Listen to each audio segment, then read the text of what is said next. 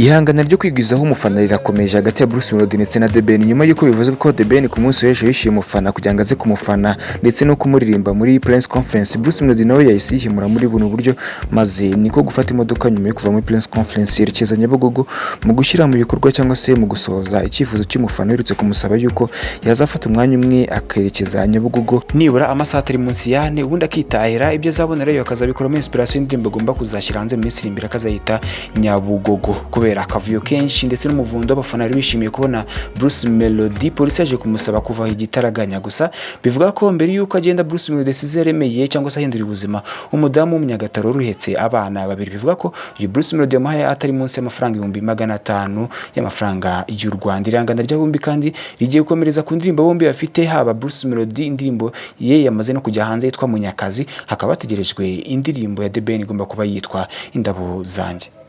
Bruce Melody ndabura tumubwira gute Bruce Melody uzamubwira ze Nyabugogo azamara amasaha kugera saa 4 hanyuma ayo masaha nagera saa 4 z'amanywa zuzuye azigendere ibyo azaba yabonye aho ngaho azabinkoreremo indirimbo.